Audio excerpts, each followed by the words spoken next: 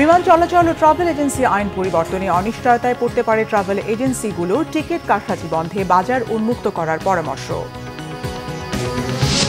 শেষ হলো গ্লোবাল হারমোনির রিয়াদ সিজনের বাংলাদেশ পর্ব, জমকালো নানা আয়োজনে মুগ্ধ প্রবাসীরা। এএফসি এশিয়ান কাপের বাছাই পর্বের ম্যাচে বাংলাদেশের বিপক্ষে ম্যাচ, সন্ধ্যায় ঢাকা আসছে ভারতীয় ফুটবল দল।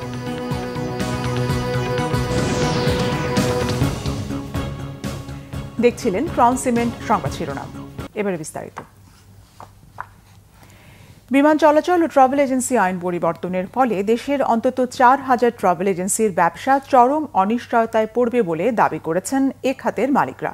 উড়োজাহাজের টিকিটের বাজার সবার জন্য উন্মুক্ত না হলে টিকিট কারসাজি বন্ধের উদ্যোগ হোঁচট খাওয়ার শঙ্কা এজেন্টদের। জিয়াউল হক সবুজের রিপোর্ট। গেল এক বছরে যে পরিমাণ মানুষ বিদেশে গেছেন তার প্রায় 80%ই মধ্যপ্রাচ্যগামী যাত্রী।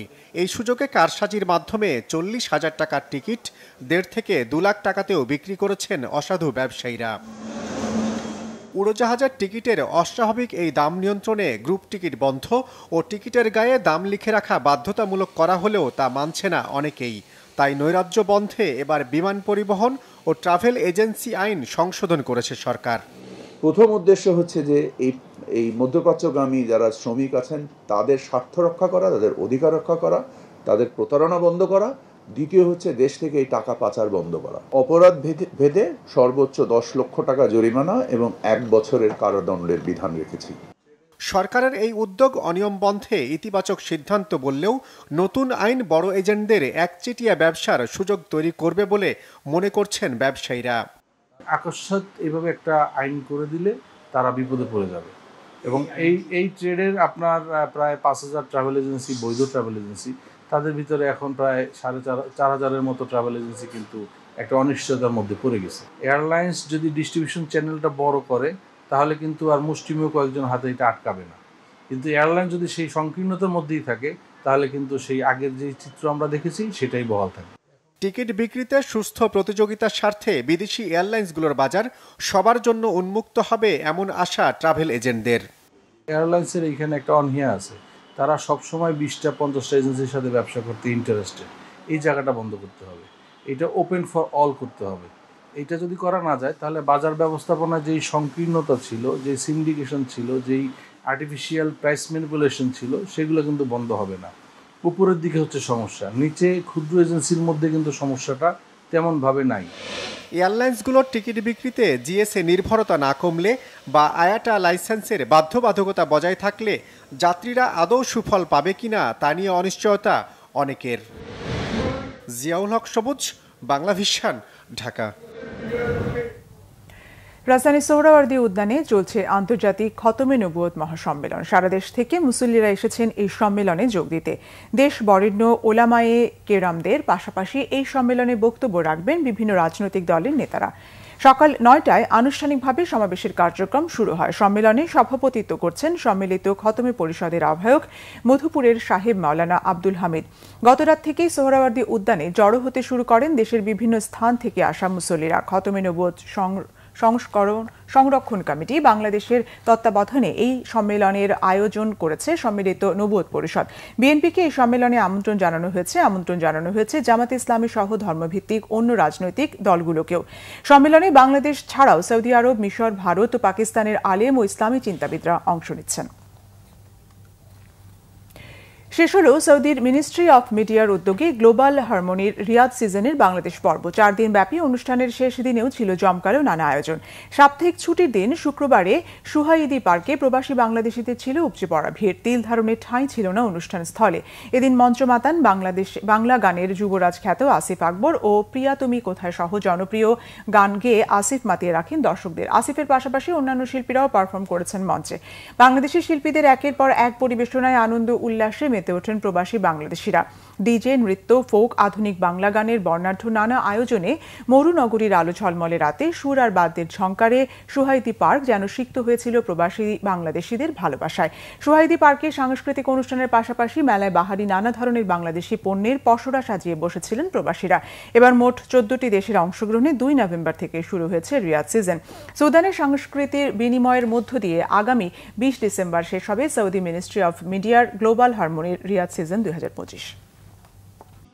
আমাদের বাংলাদেশের মানুষদের যে উচ্ছ্বাস, আমাদের এখানে যারা প্রবাসী বাংলাদেশি আছেন তাদের বিনোদনের আসলে জায়গা খুব কম।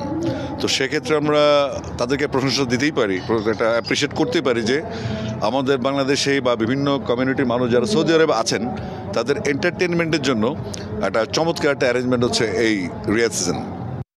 আন্তর্জাতিক ভারত নিয়ন্ত্রিত জম্মু কাশ্মীরের শ্রীনগরের একটি থানায় ভয়াবহ বিস্ফোরণের ঘটনায় পুলিশ সদস্য সহ অন্তত 9 জন নিহত হয়েছেন। আহত হয়েছেন আরও 29 জন। আহতদের মধ্যে কয়েকজনের অবস্থা গুরুতর। শুক্রবার মধ্যরাতে নওগাম থানা চত্বরে জব্দ করে রাখা বিস্ফোরক দ্রব্যের পরীক্ষা করার সময় এই বিস্ফোরণ ঘটে। সম্প্রতি হরিয়ানার ফরিদাবাদ থেকে বাজেয়াপ্ত করা অ্যামোনিয়াম নাইট্রেটের একটি বড় ভাণ্ডার থানার ভিতরে সংরক্ষণ করেছিল পুলিশ। ওই থানা চত্বরেই পরীক্ষা নিরীক্ষা করে ফরেনসিক দল। বিস্ফোরণের ঘটনায় নিহত ব্যক্তিদের বেশিরভাগই পুলিশ ও ফরেনসিক দলের সদস্য। বিস্ফোরণের তীব্রতায় ঘটনাস্থল থেকে প্রায় 300 ফুট দূরেও মরদেহের অংশ পাওয়া গেছে। নিহতদের মরদেহ শ্রীনগরের পুলিশ কন্ট্রোল রুমে নেওয়া হয়েছে। এই ঘটনায় থানা চত্বরে থাকা বেশ কয়েকটি গাড়িও ক্ষতিগ্রস্ত হয়েছে। এর আগে দিল্লিতে বিস্ফোরণের ঘটনায় গাড়ি চালক উমর নবীর জম্মু কাশ্মীরের বাড়ি গুঁড়িয়ে দেয় ভারতের নিরাপত্তা বাহিনী। বিস্ফোরণের ঘটনায় তাকে সন্দেহ করা হচ্ছে। খেলার খবর, ফুটবল। সন্ধ্যায় ঢাকায় আসছে ভারতীয় ফুটবল দল। এশিয়ান কাপ ফুটবলে বাছাই পর্বে 18 নভেম্বর বাংলাদেশের মুখোমুখি হবে ভারত।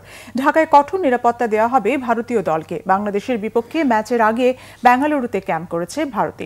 6 নভেম্বর থেকে সেখানে কঠোর অনুশীলন করেছেন তারা। বেঙ্গালুরু থেকে সরাসরি ঢাকায় আসছে ভারতীয় ফুটবল দল। এশিয়ান কাপের বাছাই ফুটবলে সি গ্রুপে বাংলাদেশের বিপক্ষে নিজেদের হোম ম্যাচে সিলনে 0-0 ড্র করেছে তারা। এবার ফিরতি ম্যাচে ঢাকায় বাংলাদেশের বিপক্ষে খেলবে কুয়েতি কোচ খালিদ জামালের দল। এছাড়া হংকংয়ে অ্যাওয়ে ম্যাচে পরাজয়ের পর হোম ম্যাচে সিঙ্গাপুরের কাছে হেরেছে ভারত। তাতে গ্রুপ সিতে বাংলাদেশের মতোই 4 ম্যাচে 2 পয়েন্ট পাওয়ায় চূড়ান্ত পর্বে খেলার আশা শেষ ভারতের। ফলে ঢাকায় দুই দলের জন্যই এই ম্যাচটি এখন মর্যাদার লড়াই। গ্রুপে হংকং ও সিঙ্গাপুর দুই দলই 4 ম্যাচে 8 পয়েন্ট নিয়ে চূড়ান্ত পর্বে খেলার লড়াইয়ে টিকে আছে। এদিকে বাংলাদেশের বিপক্ষে শক্তিশালী দল নিয়েই ঢাকা আসছে ভারত। আন্তর্জাতিক ফুটবলে চতুর্থ সর্বোচ্চ 95 গোলের নায়ক 41 বছর বয়সের স্ট্রাইকার সুনীল ছেত্রীকে দলে রাখেননি কুয়েতি কোচ। তবে ভারতীয় বংশোদ্ভূত অস্ট্রেলিয়ান উইঙ্গার রায়ান উইলিয়ামস দলের সাথে অনুশীলন করেছেন। যদিও 2019 সালে অস্ট্রেলিয়া জাতীয় দলের হয়ে একটি ম্যাচ খেলা রায়ান ভারতের হয়ে এই ম্যাচ খেলতে ফিফা ক্লিয়ারেন্স পেয়েছেন কিনা তা নিশ্চিত হওয়া যায়নি। লিওনেল মেসির ভাস্কর্য নির্মাণ হচ্ছে বার্সেলোনা ক্লাবের ভেন্যু ক্যাম্প নুতে। বার্সেলোনা ক্লাব সভাপতি হুয়ান লাপোর্তা আনুষ্ঠানিকভাবে ঘোষণা করেছেন ক্যাম্প নুর সামনে স্থাপনের জন্য তৈরি হচ্ছে মেসির ভাস্কর্য। শুক্রবার রাতে অ্যাঙ্গালার বিপক্ষে ম্যাচের আগে স্পেনে অনুশীলন করেছে আর্জেন্টিনা দল। অন্যদিকে মেজর লিগ সকারে নাশভিলকে প্লে অফ ম্যাচে হারিয়ে আর্জেন্টিনা দলের অনুশীলনে যোগ দিতে স্পেনের আলিসান্তেতে আসেন মেসি। তবে দলের অনুশীলনে যোগ দেওয়ার আগে প্রিয় ক্লাব বার্সেলোনার ন্যু ক্যাম্প স্টেডিয়াম ঘুরে যান মেসি। 2021 সালে নিজের ইচ্ছের বিরুদ্ধে বার্সেলোনা ছাড়ার পর এই প্রথম ক্যাম্প নুতে আসেন সর্বকালের সেরা এই ফুটবলার। 2 বছর ধরে ক্যাম্প নু স্টেডিয়ামকে সংস্কার করে নতুনভাবে সাজানো হয়েছে। কাউকে না জানিয়ে মেসির এমন ক্যাম্প নুতে আসা এবং নিরাপত্তা প্রহরীদের অনুমতি নিয়ে মাঠে প্রবেশ করার ছবি সামাজিক যোগাযোগ মাধ্যমে প্রকাশের পর হইচই পড়ে যায়। মেসি এক্স টুইটারে নিজের প্রতিক্রিয়া জানান, গতরাতে তিনি যেখানে গিয়েছিলেন তা হৃদয় থেকে মিস করেন। যেখানে প্রচন্ড খুশি ছিলেন, খেলোয়াড় হিসেবে না হলেও একদিন বার্সেলোনায় ফিরে আসার কথাও লেখেন মেসি। এরপরই বার্সা সভাপতি মেসির ভাস্কর্য নির্মাণের ঘোষণা দেন এবং মেসিকে আনুষ্ঠানিকভাবে মাঠ থেকে বিদায় জানানোর জন্য ইন্টার মায়ামির সঙ্গে বার্সেলোনার একটি ম্যাচ আয়োজনের কথাও জানান। এর আগে স্যান্টোসে পেলে, নেপলসে ম্যারাডোনা, তুরিনে গ্যাব্রিয়েল বাতিস্তুতা, বার্সেলোনায় ইয়োহান ক্রুয়েফের ভাস্কর্য নির্মাণ হয়েছে। এ ছিল এখনকার মতো। পরের সংবাদ দুপুর 2টায়, এর আগে 1টায় রয়েছে নিউজ টপ 10 দেখার আমন্ত্রণ রইল। ধন্যবাদ।